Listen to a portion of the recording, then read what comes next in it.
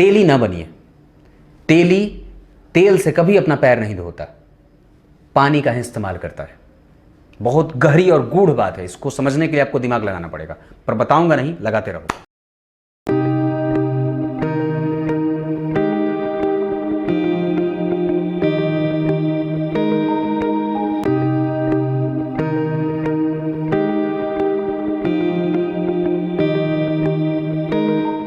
प्रिय दर्शकों नमस्कार, एक बार फिर से उपस्थित हूं आप सबके सामने रविवार के कार्यक्रम में आप लोगों के द्वारा भेजे गए कुंडलियों के साथ उपस्थित हूं, जहां मैं पहली कुंडली माता बहनों में से चुनता हूं। उसमें से पहला नाम है नीतू मेहरा। ये जालंधर पंजाब से हैं। इन्होंने पूछा है, पंडित जी मेरी बेटी अभी बहुत छोटी अवस्था की है पर उसे शुगर हो गया है। पहले इसको समझते हैं कि आखिर ये होता कैसे है। कुंडली में ऐसे कौन कौन से भाव हैं जो शुगर के लिए जाने जाते हैं।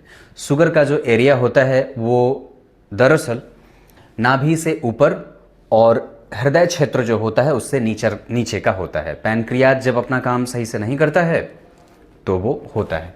ये तो आप लोग जानते होंगे, ये तो मैं बताऊं नहीं तो ही ठीक है। तो यहाँ पे अगर ये बात समझे तो जन्म कुंडली में अगर गुरु का संबंध कहीं से भी छठे भाव से हो जाए या जन्म कुंडली में शुक्र का संबंध जन्म कुंडली के छठे भाव 8वें भाव से हो जाए, ये दोनों हो रही हैं चीजें, राशि बनने से भी जातक प्रभावित होता है, हो सकता है।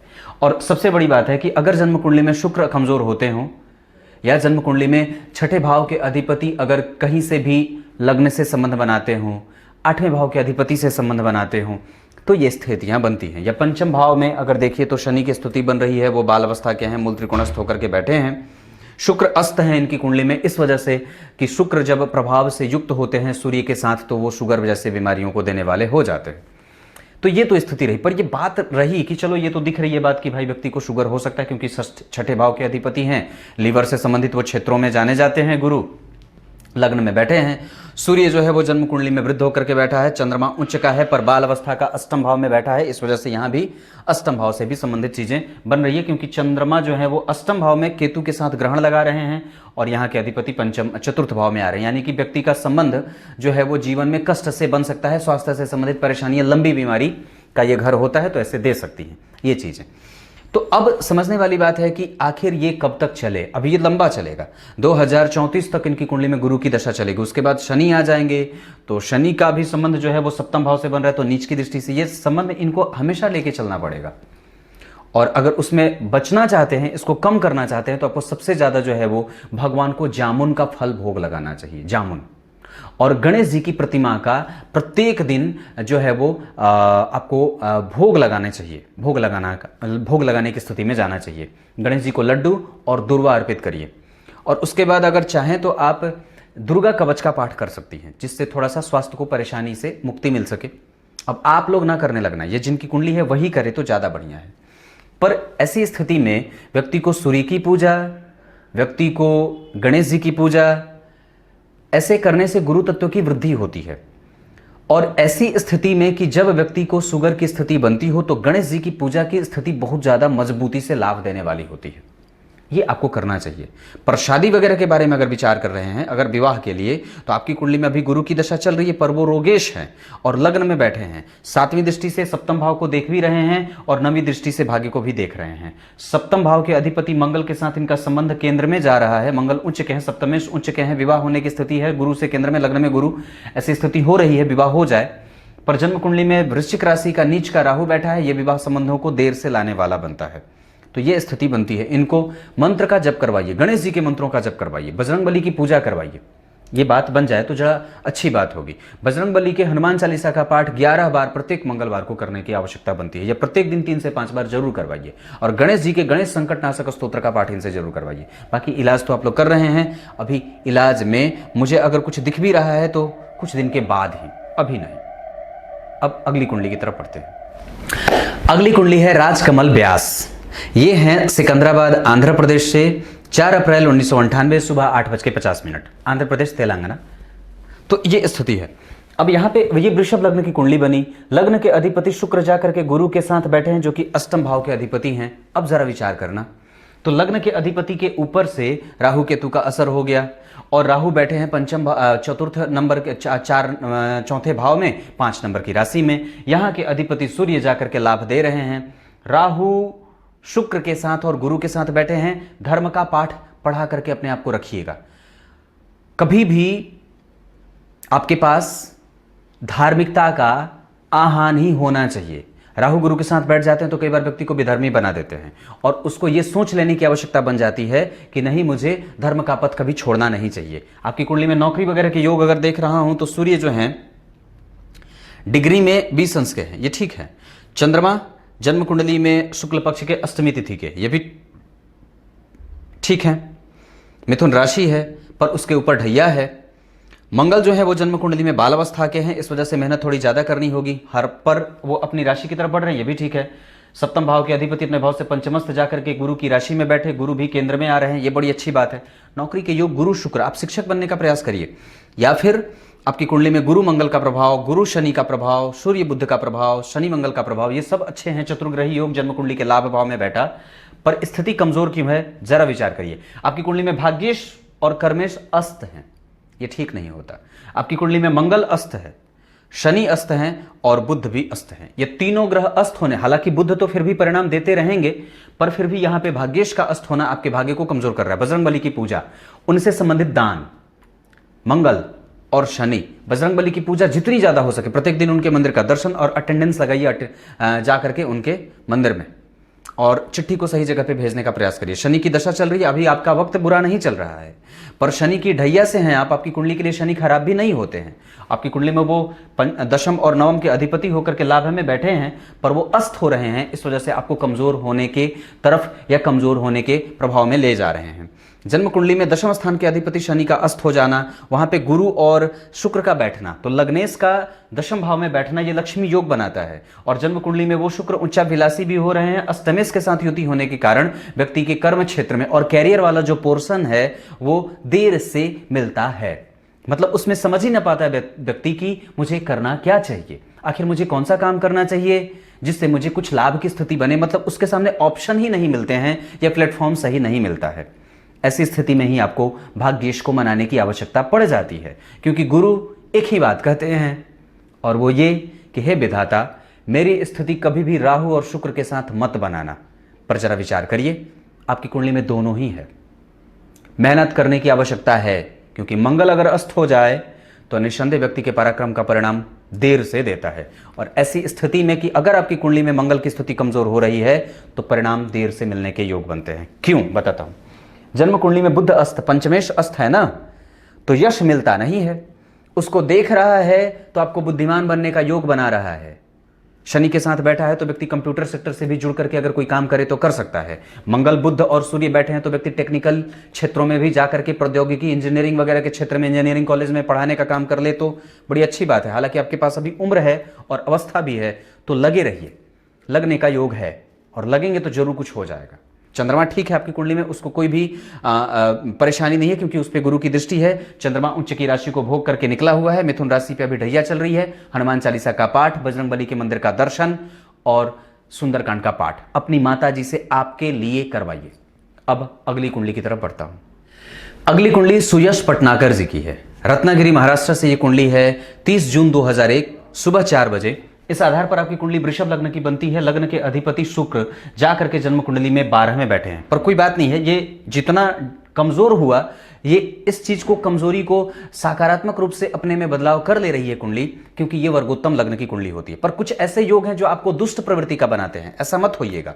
मैं वो कहूंगा तो नहीं, पर हाँ कुछ ऐसे योग इस कुंडली में दिख रहे हैं जो व्यक्ति को स्वार्थी, दूसरों के धन को हड़पने वाला, नुकसान करने वाला, हिंसक, ऐसी स्थितियां भी दिखती हैं। पर इस चीज को जितना ज्यादा हो सके आप बेहतर बनने का प्रयास करिएगा। जन्म कुंडली में त्रिकोण खाली हैं। लग्न में बुध और शनि। आपने पूछा है काम कौन सा करूं, दशम स्थान, सूर्य और चंद्रमा, इनसे ये चीजें विचार करी जाती हैं। इस आधार पर आपकी कुंडली में कि शुक्र लग्न के अधिपति होकर के 12वें गए हैं, लग्न के अधिपति होकर के 12वें, बाहर निकलिए। घर पे रहने का कोई मतलब नहीं है, क्योंकि यहाँ पे शनि के साथ बुध बैठे हैं तो पापक भी हो रहे हैं। और ऐसी स्थिति में लग्न के अधिपति विदेश भाव में, मंगल का प्रभाव, शनि मंगल का प्रभाव, बाहर निकल करके आप जो काम करना चाहते हो, कपड़ों से संबंधित कारोबार, फैशन से संबंधित सारा कारोबार, स्टोन से संबंधित सारा कारोबार, कॉस्मेटिक से संबंधित सारा कारोबार, मिठाइयों से संबंधित सारा कारोबार, दूध से संबंधित सारा कारोबार, और दुल्हा दुल्हन के जो कपड़े होते हैं उसमें जो जितने भी सजावटी सामग्रियां होती हैं उससे संबंधित, कैटरिंग का कारोबार, मैनेज करने का जितना है, जो मैनेजमेंट का कारोबार, ये मैनेजमेंट जो करते हैं लोग, पता नहीं वो आजकल बनते हैं जो, वो आप काम कर सकते हो।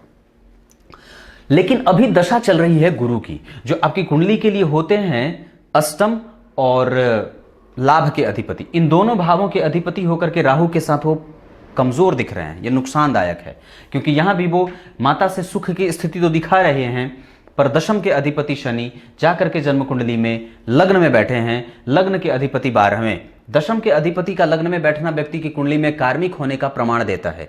चंद्रमा जन्म कुंडली में शुक्ल पक्ष के 9वीं तिथि के व्यक्ति की कुंडली में धन को एक सही जगह से स्टैब्लिश वे में लाने का कारण बता रहे हैं। दशमांश कुंडली में अगर विचार करता हूं तो वहां पे दशम स्थान में ही मंगल बैठे हैं, और वहां भी दशमांश कुंडली में भी लग्न के दशम स्थान के अधिपति लग्न में जा रहे हैं। आप नौकरी के बारे में भी अभी प्रयास कर सकते हैं, अगर आपके पास अवस्था है, 2001 के हैं, पहले नौकरी करने का पूरा प्रयास करिए, क्योंकि सूर्य गुरु के साथ बैठा तो है ना, और वैसे भी आपकी कुंडली वृषभ लग्न की है, और पंचम चतुर्थ भाव में सूर्य की राशि बनी है, जो द्वितीय भाव में बैठ करके जन्म कुंडली में केतु राहु के प्रभाव में, और लग्न में ही बुध शनि, कंप्यूटर से संबंधित क्षेत्रों में भी आप जाने का प्रयास कर सकते हैं। बुध शनि ये क्षेत्र कराते हैं। और जन्म कुंडली में वैसे भी आपकी कुंडली अगर देख रहा हूं तो मंगल और शनि का प्रभाव है। टेक्निकल क्षेत्रों में भी जाकर के कोई ऐसा क्षेत्र आप आजमा सकते हैं जिसमें पत्थर हो, धागा हो, कपड़ा हो, सिलाई हो, ये सारा काम आप कर सकते हैं। ऐसी स्थितियां बन रही हैं। केमिकल इंडस्ट्री में भी आप अगर चाहें तो अपना हाथ आजमा सकते हैं। इतने सारे तो ऑप्शन दे रहा हूं मैं, इतने सारे क्षेत्रों में आप काम कर सकते हो। खाने पीने की सामग्री की दुकान भी कर सकते हो, कैटरिंग का बिजनेस कर सकते हो। उसके बाद आपको कह दूं तो विवाह में जितने भी सामग्रियां इस्तेमाल के तौर पे लाई जाती हैं वो सारा काम आप कर सकते हो। इस क्षेत्र में आप काम कर सकते हो। अब बाकी अगली कुंडली की तरफ बढ़ते हैं। अगली कुंडली है, इनका नाम खिसकोली है। अब ये पता नहीं मुझे ये इन्होंने क्या लिखा है, पर जो भी है मुझे क्षमा करेंगे मैं अगर आपका नाम सही से नहीं ले पा रहा हूं तो। महाराष्ट्र के मुंबई से हैं ये। 25 जुलाई 1977 सुबह 9:10। इधर आइए, ये देखिए बुध की स्थिति लग्न में ये व्यक्ति को तिकड़मी बनाएगा।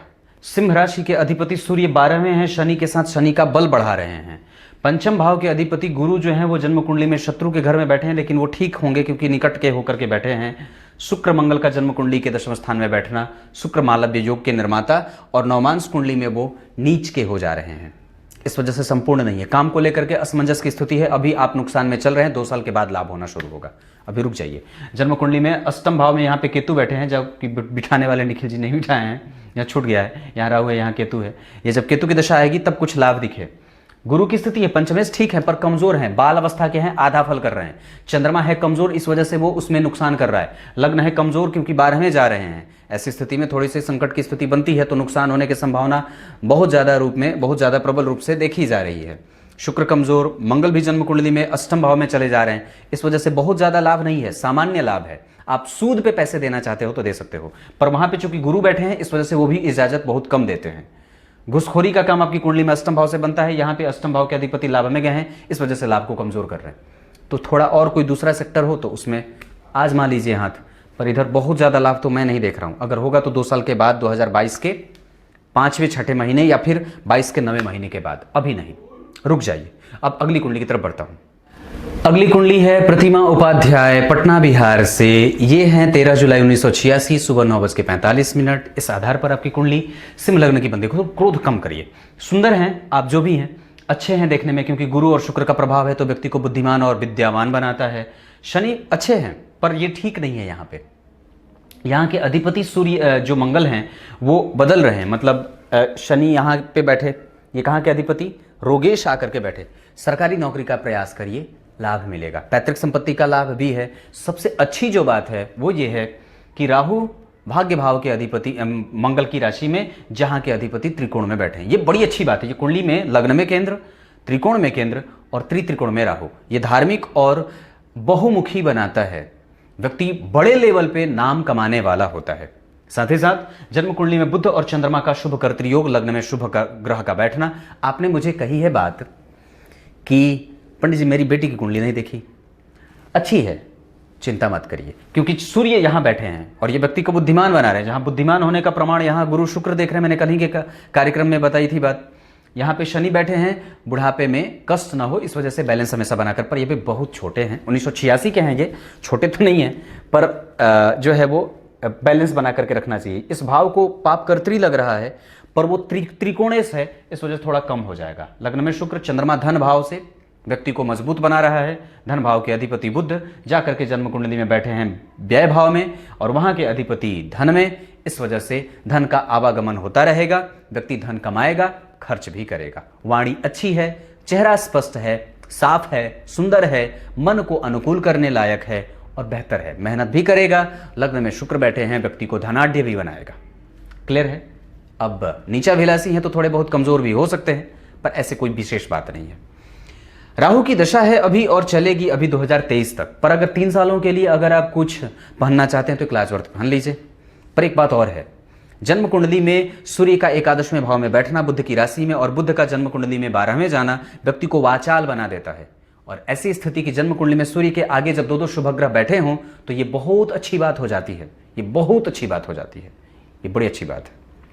अब आइए अगली कुंडली की तरफ लेके आता हूं। आइए अगली कुंडली पे आते हैं। दिनेश कुमार इनका नाम है। 1 मई 1995, 13 बजे, कोटा राजस्थान। इस आधार पर कि आपने पूछा है सरकारी नौकरी के लिए, तो आपकी कुंडली में सूर्य उच्च के, शुक्र उच्च के, बुध बहुत बढ़िया हैं, उनका निचत्व भंग हो रहा है। मंगल और शनि का संबंध व्यक्ति को किसी भी क्षेत्र में नौकरी के योग बना रहा है। आप कंस्ट्रक्शन के क्षेत्र में सरकारी नौकरी के योग हैं। आपकी कुंडली में राहु बैठ करके इस भाव को बना रहे हैं। पर अगर सरकार के पास नौकरी हो तो ले लो, क्योंकि राहु सूर्य सिंह राशि के हैं। आप निसंदेह आपकी कुंडली में नौकरी के योग हैं, क्योंकि राशि का अधिपति उच्च का हो रहा है। जन्म कुंडली में केतु और राहु का प्रभाव बहुत अच्छा बना हुआ है। ये स्थिति शनि और मंगल का प्रभाव बहुत अच्छा बना हुआ है। नवमांश कुंडली में भी सूर्य की स्थिति बड़ी अच्छी बन रही है। गुरु की स्थिति बहुत अच्छी बन रही है। गुरु उच्च के हो रहे हैं, पदस्थ अधिकारी बनाने का योग बना रहे हैं। दशमांश कुंडली में सूर्य की स्थिति बहुत अच्छी, हर जगह से वो अच्छे दिख रहे हैं। सरकार से लाभ, सरकार से जुड़ करके लकड़ी, फर्नीचर, प्लाईवुड और दवाओं का कारोबार, ये सारा क्षेत्र आपकी कुंडली में केमिकल और मैकेनिकल से संबंधित क्षेत्रों में जाकर के आप काम कर सकते हैं। पर राहु की दशा है और इस वजह से व्यक्ति को अंतिम समय में जाकर के जो होती हैं चीजें वो नहीं मिलती हैं, या कई बार अंतिम समय में जाकर के व्यक्ति छोटे छोटे अंकों से बच जाता है या रह जाता है। इस वजह से क्लासवर्त धारण करिए। सूर्य की पूजा प्रत्येक दिन किया करिए। हनुमान चालीसा का पाठ किया करिए। हनुमान जी के मंदिर का दर्शन किया करिए। गणेश जी के मंदिर का दर्शन, गणेश जी के मंत्रों का जप, सूर्य और बुध के मंत्रों का जप करिए, निस्संदेह कुछ काम बन जाएगा। अब अगली कुंडली की तरफ बढ़ते हैं। नाम है इनका कंवलजीत कौर। दिल्ली से हैं ये। 18 मार्च 1989, 11:17।